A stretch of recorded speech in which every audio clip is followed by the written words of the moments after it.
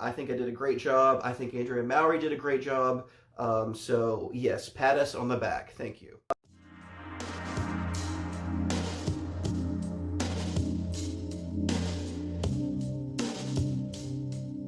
Hello and welcome back to another episode of Andalusia Knits. I am Jordan, and this is a podcast where I take you through the things I'm currently knitting on and show any finished objects I might have and talk through my plans for future knits.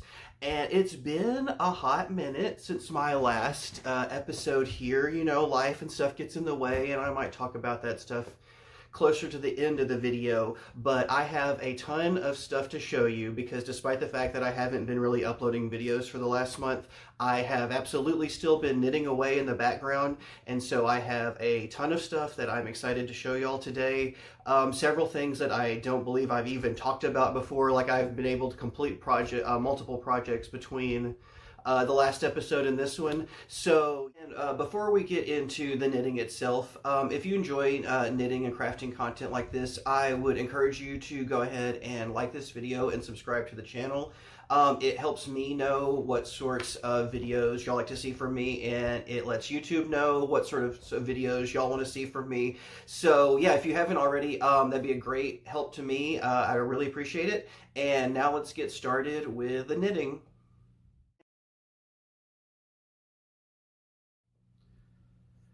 Alrighty, so first up today, I have a few finished objects, and the first one, I think in the last video, I had like half of the yarn that I needed for it had come in, and I was still waiting on some more yarn to come in for it.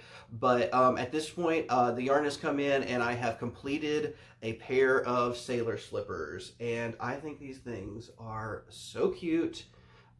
This was my first time ever doing any sort of felting project, and I have to say that when I put these in the washer, it kind of felt like I was leaving them to die, because I had no experience with, I mean, I knew they were going to shrink, I knew like something was going to happen, but I just didn't know like how that process was going to unfold, and so I was a bit nervous when it actually came time to felt them. But I have to say that I really, really like how these came out. And so I knit these for my boyfriend, and they ended up being the perfect size. They are still just, he hasn't gotten a chance to really wear them yet because they're still just a tad wet on the inside. I actually felted these 2 or 3 days ago at this point.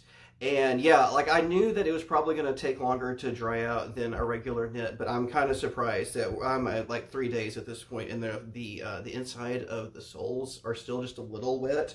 I hope that's not going to cause any problems in the future. But yeah, I really love how this project turned out.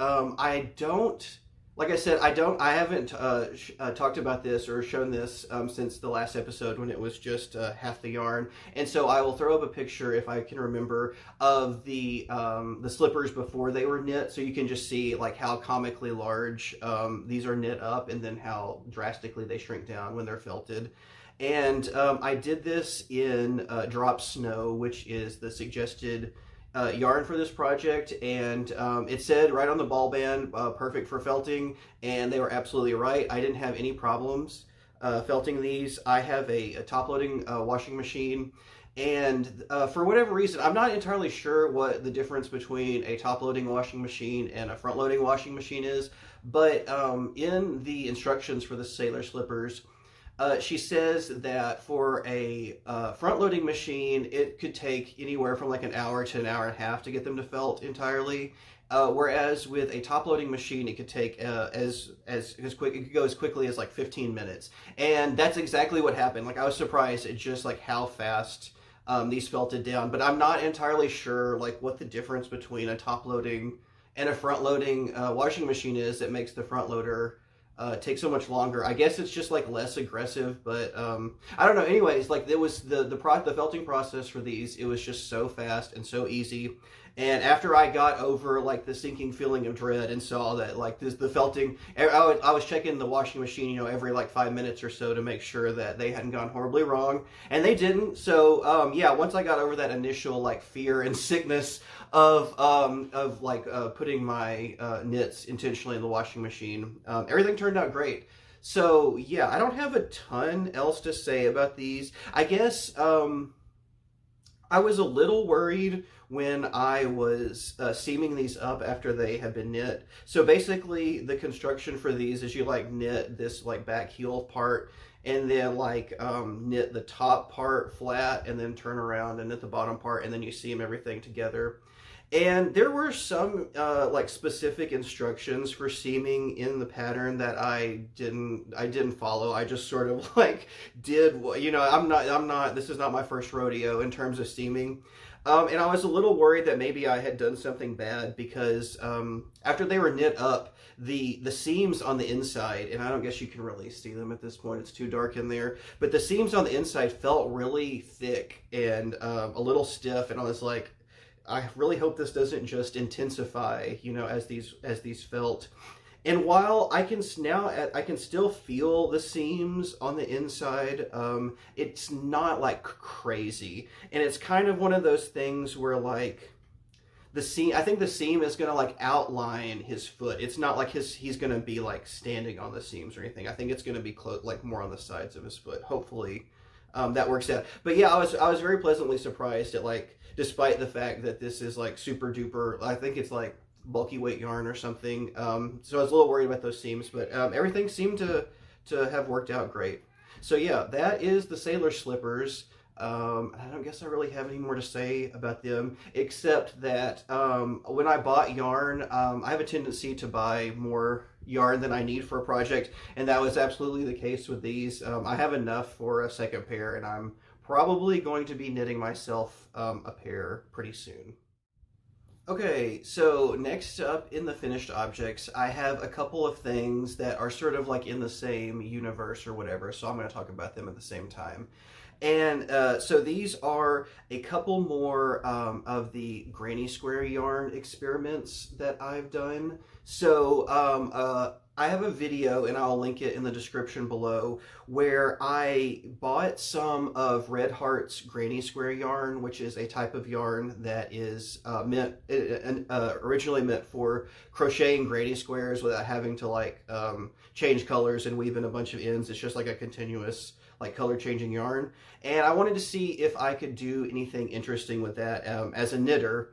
And so I found a lot of success in that video with holding the yarn double stranding it in different ways. And basically I just had some like a little downtime in the last couple months where I was like between projects, and I wasn't ready to like start a new big project, but I didn't want to just like not have anything to knit.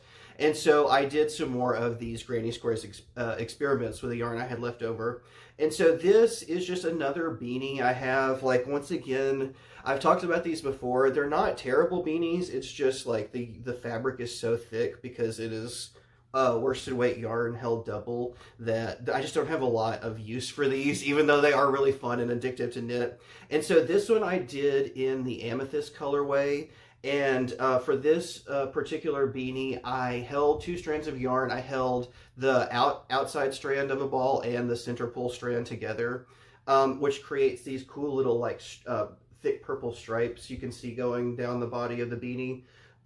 So yeah, so that was my hat. Not anything super exciting. This is the same pattern I used for the hats in the original video. It is Passionate Kelsey's Chunky Knit Beanie tutorial, and I will link to the video for that in the description as well. And it looks like we might have a little visitor here today with us. I'm kind of surprised he's not screaming his head off. Normally, if I'm talking, he thinks I'm talking to him and wants to talk back, but I guess if he just wants to stay up here and be polite and quiet, I don't have any complaints with that. Okay, so anyway, so that was the beanie, and then I also had another project that I did with the granny square yarn, and that I just did a little garter stitch shawl here, and it's the same premise of holding the two strands of yarn together, but this is in the Rad Party colorway. And once again, this was a very fun, like, addictive thing to knit. I don't know what I'm going to do with it. Like, I mean, it's a pretty substantial shawl. Like, it's going to keep you warm in the cold months, but I don't know that I want to draw this much colorful attention to myself. I don't know if this is a project that I would actually want to wear. And so like I don't really know what to do with all these things. I've got like 4 or 5 hats now and this shawl. I might try to sell these on Etsy or something or give them away. But this is a very basic shawl. It is just all garter stitch, and then at the end of every wrong side row, I did a knit front and back. And basically this, I wanted to see what would happen with the color changes when it is a project where what am I trying to say? A project where the stitch count is constantly growing. So, you know, with these beanies, like for the majority of the hat, except for the last like 2 or 3 decrease rows, the stitch count stays the same, and so the color pattern stays pretty consistent as well. But when you have something like this, where you are, let me see if I can. Okay, I think this, yeah, this is the, nope, that's wrong. Let's see, how is it? Okay, this is the bottom. This is where I started. And you can see, like, at first, the striping, the black stripes and the pink and yellow, they're in really thick stripes. But then as the stitch count grows and grows, those stripes get thinner and thinner and more stretched out until it kind of just creates, like, sort of like a staticky background. It doesn't, by the end, it doesn't look super duper stripey anymore. And so I thought that was a really cool effect. And like I said, I don't really know what I'm going to do with this. Actually, you know, I might just like toss this on the back of the couch or something just to have a little throw on it. Because like I said, I don't think I'm going to be wearing this as an actual shawl. It, once again, is sort of just like comically bulky. And like I said, I don't really want to draw this kind of attention to myself. It's not really my style. But I love this thing. I'll find some use for it, or I'll find somebody who will have a use for it themselves. But yeah, so those were just a couple little quick projects that I knit between bigger projects with some of my leftover granny square yarn, doing some more experiments knitting with that.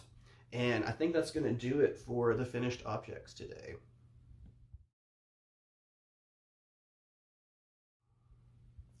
Now I am moving into some works in progress.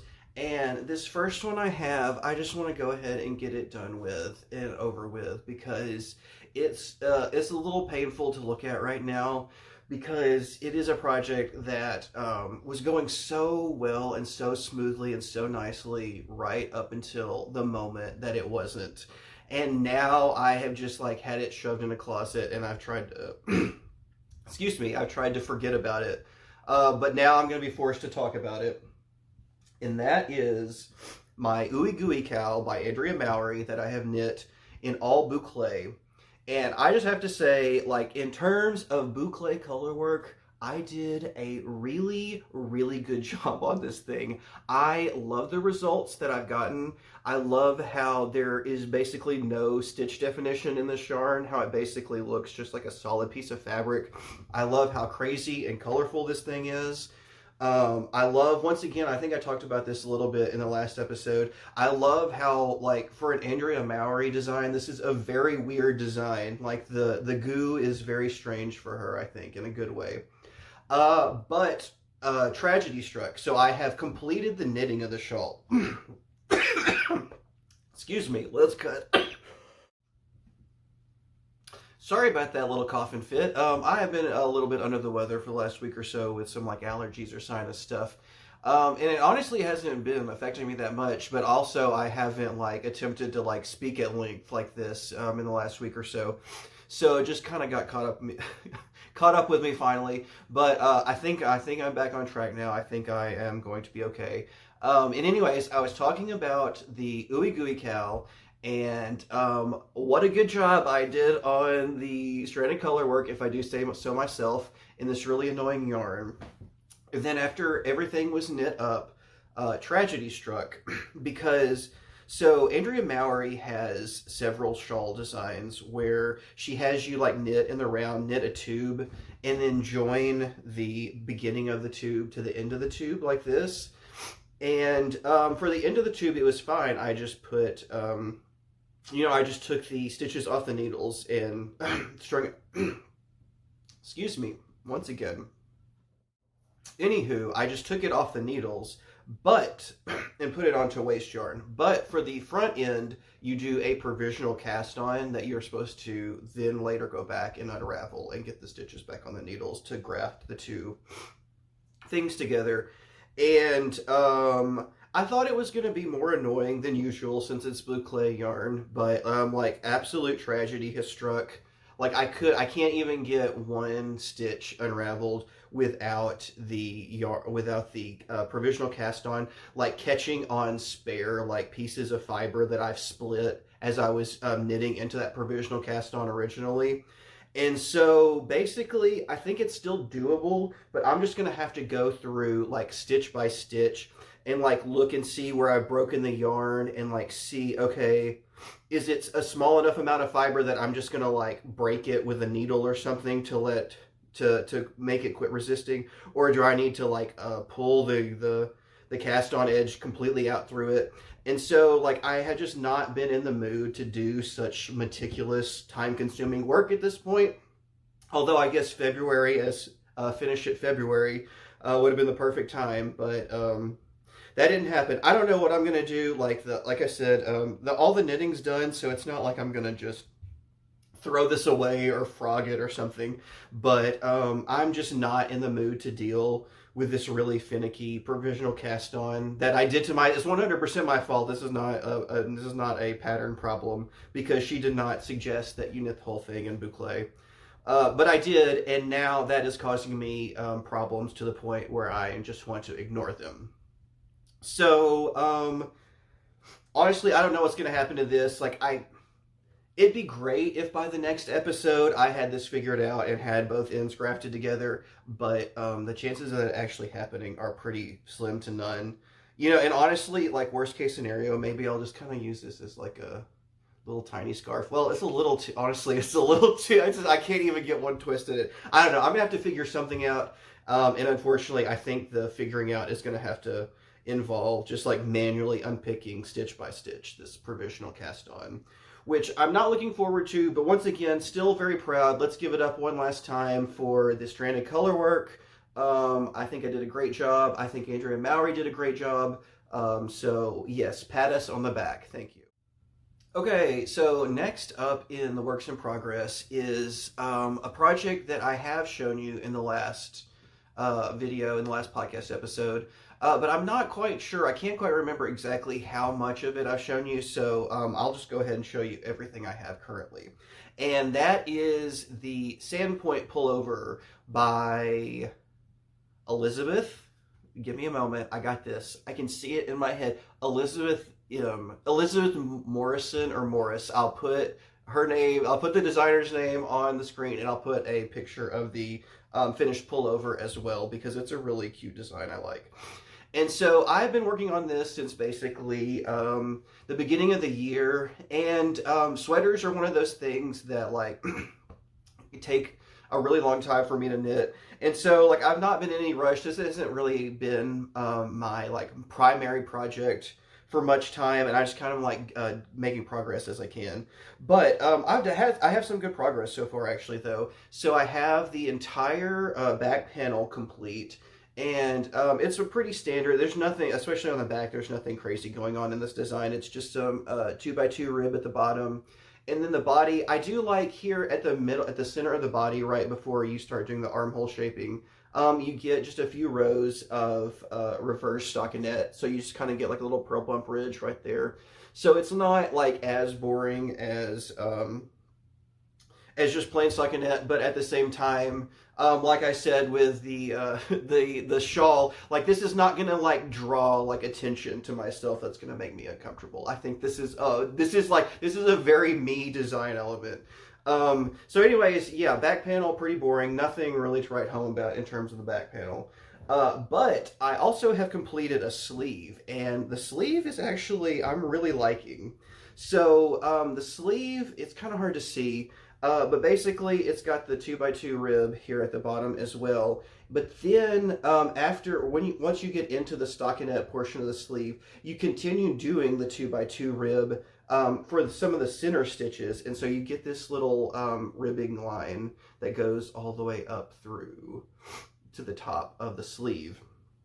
And this is a this is a saddle shoulder construction, and so I was a little worried when I was knitting this because it just like I've never knit a sleeve that is this long. It just feels like incorrectly long to me, and I just have to keep reminding myself that I've also never knit a saddle shoulder sleeve. So I've never knit like an individual sleeve that like continues all the way up to the neckline. Now I've done like raglans in the round, and I mean those sleeves technically continue all the way up to the neckline too. But I've never just had like a discrete, isolated, singular sleeve that feels this long. And I'm still open to the idea that I could have done something wrong, that maybe my gauge is off, but I'm thinking it's going to be okay. And so now that I have finished the sleeve, I have moved on to the front panel of the sweater to confirm that everything's going to be okay. So basically, I don't have much here beyond the ribbing at the bottom, but basically I want to go ahead and knit the front panel and then seam the front and the back together and seam one of these sleeves in to make sure that the body is the correct length, that the sleeve's the correct length, because I don't know what I would do if they're not the correct length, because that's going to take some serious like revisions, especially because it's knit flat and in pieces. But I'm confident at this point. I'm not super duper worried that it's going to be completely the wrong size. The thing that is worrying me now is that this front panel has a quarter zip at the top, and I've never done any sort of excuse me, zipper installation before. So I'm getting a little nervous about doing that, and it's getting to the point now where I need to like start looking at zippers, and I've never done any sort of zipper shopping myself. So if y'all have any advice for shopping for zippers, I don't necessarily need like the most like artisanal top of the line handcrafted zipper ever, but at the same time I would like to find something that's maybe a little bit more advanced than like the cheap stuff you can get on Amazon that's probably going to break within 1 or 2 zips. So yeah, I need to start doing some zipper research, and if anybody has any recommendations or tips for that, I would really appreciate that if you would leave those in the comments below, because I'm flying blind on this one, and that was one of the reasons I wanted to do this project, is because it included this technique that I've never done before, and that's one of my goals for 2026 is learning some new techniques. So it'll be a learning experience. It will ultimately be a good thing. You know, once I like learn how to do it and reflect back, I imagine I'll be grateful that I learned how to do it. But I don't know if anyone else is like this, but when I'm in the middle of a learning experience and it's not going well, I'm generally not having a great time, like in terms of emotionally. So I imagine it's probably going to be kind of a pain in the ass, like as I'm doing it. But then once I've got it under my fingers, like it'll seem like I can't believe that ever stressed me out. But I'm fully going in expecting a little stress. So that is the standpoint pullover. Excuse me. Oh my. I'm just coughing away today. Sorry about that, guys. Once again, I apologize. Standpoint pullover by Elizabeth Morrison. Oh, and the yarn I'm using is Wool of the Andes Sport Weight in Merlot Heather. And this yarn, I love the way it looks. I don't like the way it looks on camera. Like it really, I don't know why I keep trying to make it work, because it just, I just can't capture like sort of like the complexity and richness of this color, because it's like mostly brown, but it's got like some reds and like maybe like even yellows or something in it. There's just a lot. The heathering is very like, you know, it's subtle, but like once you look at like the specific colors, it's kind of like more complex than some of the other heathered yarns that you get from the Wool of the Andes line. But yeah, anyways, that is the standpoint pullover, and I'm just gonna keep knitting away at that one until I get to the zipper, and then I'll have some things to worry about.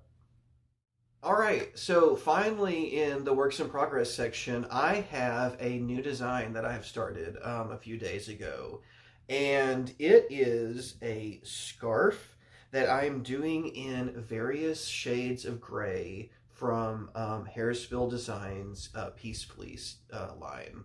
And these, I wanted to do something I had a couple of goals with this design. I wanted to challenge myself in a way because I feel like my biggest struggle with designing stuff, in a sense, is the color choices, like choosing colors. And over, I've had some practice with it now, and I feel like I'm confident in my abilities now to choose like high contrast colors. So like colors that are completely different from one another but like look good together. And so I wanted a challenge to do some color work that was outside my comfort zone. And so I specifically went with like a neutral gray. I wanted to do a neutral project, which I know is out of fashion. I know that like beige and gray, those were like popular a few years ago, but I'm a little bit behind. I'm a late bloomer. I wanted something in sort of a neutral color, and I wanted to do like some like monochromatic color work. I'm not sure if that's the correct terminology. I wanted to do some color work that involved different shades of the same color. And so I went with these shades of gray.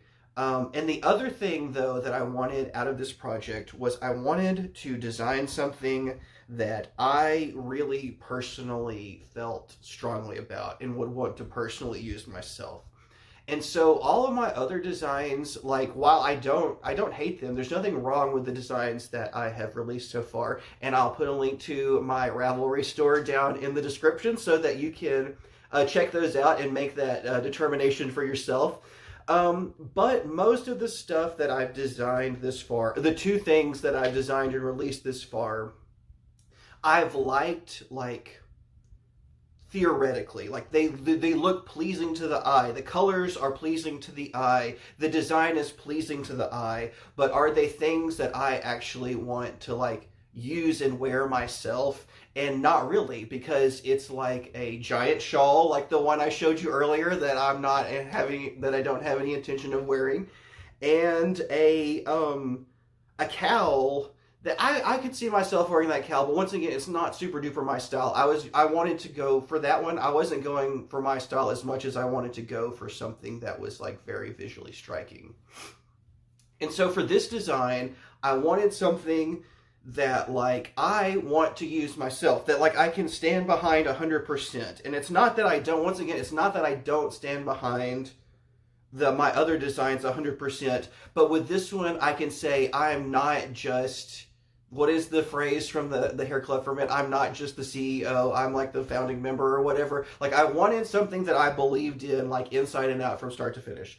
And so I have done just some like basic striping. This is very me, and it's kind of reminiscent of the contrary motion shawl design that I did last year and kind of didn't go anywhere because I had some shaping issues. And I'll put a picture of that up there as well so you can kind of see what I'm talking about and how these are similar in terms of like the zigzagging. But yeah, I wanted something that like I actually wanted to wear myself, and I'm getting that with this. Now, unfortunately, I live in the South, and it is now March, so like the need for scarves is gonna go away pretty quickly for me and stay gone until October, November this year. But I'm just happy like I have like this design that I actually want to use myself. And I know that sounds kind of crazy. Like once again, I'm not trying to like discourage you from like checking out my other patterns, but those were just like more for like, honestly, my thought with both of them was like, oh, these are very striking designs. These will photograph very easily. These will look nice, but they weren't necessarily things that like I was like particularly in love with. But now I have something that I am particularly in love with. Like I'm loving the sort of like more subtle zigzag thing going on here where it's not like constant like with the contrary motion. And I'm not sure if I'm going to continue that on into this or if like the center section will have a little bit more motion. And I really am loving how the different colors start at different points as well. I don't know. There's something about that I'm really enjoying as well. But yeah, so this is my newest design I'm working on, and hopefully, oh, I meant to say, like, after I have knit the scarf, because you can see it's all stockinette, it's kind of curling up here on the edges, and so after I've knit the body of the scarf, I'm going to go back through and add a applied I-cord edging. So I never really done much applied I-cord edging before until I did the sailor slippers. And for the opening of the foot of the slipper for the foot, you do an applied I-cord edge around that opening. And I really loved that. And then I also was doing some research on YouTube, and I found a great tutorial that teaches you not only how to like do the applied I-cords along the horizontal or vertical edges of the fabric, but they also teach you how to like make the turns, like go around a corner so that you can have just like one continuous I-cord edge around the entire thing. So looking forward to doing more with this, and hopefully, you know, like I'm trucking along with this one. So hopefully maybe by next episode or in a couple episodes, I will have like a call for testers if this sounds like something that you would be interested in doing. But yeah, this is it for now. Like I said, I'm really feeling good about this one. I know it's just like boring gray, but I really wanted something that was going to for this project that was going to test my color work ability, and that was going to give me something that I personally want to wear and like feel good about. And I think I got it with this one. All right, so I think at this point I've made it through all the knitting that I wanted to show today. And so we can move into the acquisitions and plans section of the podcast. And honestly, in terms of acquisitions, I don't really have anything. I don't think I've brought in any new yarn since the last time I made an episode. So nothing really on the acquisitions front. But I do have quite a bit in terms of the plans front. And so I mentioned, you know, at the beginning of the episode that I might talk a little bit about behind the scenes stuff near the end of the episode, and I guess I'll go ahead and do that now. And honestly, the biggest thing that has happened recently, and that's kind of kept me away, is I got laid off from my job, which was not great. So I was a little miffed about that. But now that I've had time to like get over like the more like practical, panicky bits of that, like what am I going to do for money? Like, you know, those sorts of like pragmatic questions. I'm just left with a lot of like anger and resentment that now I'm trying to metabolize in a productive way. And so, in terms of plans for the future, I don't have any intention of like trying to make this my full-time job at this point. I am still going to be looking for traditional employment, but at the same time, like I would absolutely like love to make some money off of this kind of stuff. And I don't know if that's going to actually pan out, if that's actually going to be the case. But I would at least like to try. So, in terms of plans, like you could absolutely should expect to see more videos coming out for me just because I have a lot of extra free time now, and I'm not like the kind of person who can just like not do anything with that free time. Like I need to have like even like something just as small as like the goal of like filming a particular video though. I need to have some sort of like I need to be pointed somewhere. I need to be oriented towards some sort of goal. And so I imagine I'll be doing more of those. And I would like to, you know, I talked about the new design I'm working on. I'd like to get that out. I'd like to get the Ion Spark pattern that I designed last fall out. It's already gone through like test knitting and stuff, and there are just like a couple little minor technical things that I need to tweak on that and figure that out before it's ready to release. But I'd like to get those out. I've got some more ideas for some new patterns as well. But honestly, I would really like to focus more on like putting out some more tutorials and stuff too, because I don't know, I just like I have never really been kind of the teacher type. You know, I also play the oboe, and you know, teaching the oboe has never really been something that I've thought about doing. But in terms of knitting, like I just have a couple tutorial videos, but one of those, the Antarsha, how to manage your yarns for knitting Antarsha, is done very well. It's my most viewed video on the channel. And so, yeah, I'd like to do more of those because like it just feels nice whenever I can do something that like has like a tangible like benefit to somebody's knitting journey. I like that people like are interested in trying to figure out how to manage their yarns for Antarsha. And maybe there are other things that people would be interested in hearing from me about. So yeah, expect more videos and patterns, and especially tutorial videos. I'd like to do more of those in the near future. But really, that's beyond that.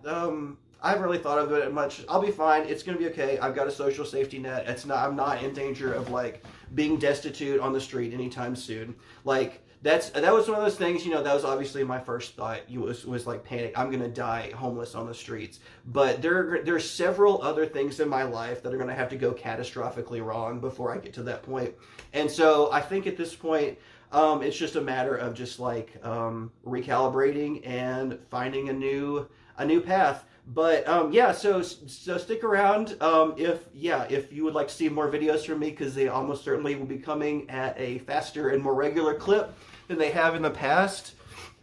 But I guess that's about it for today.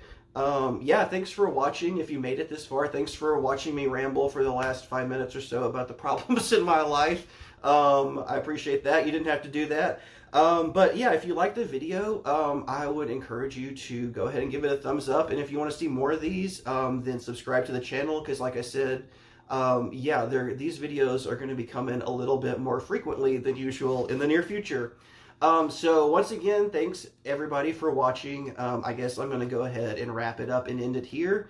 But it's been another great video, and I will see y'all in the next one. Bye!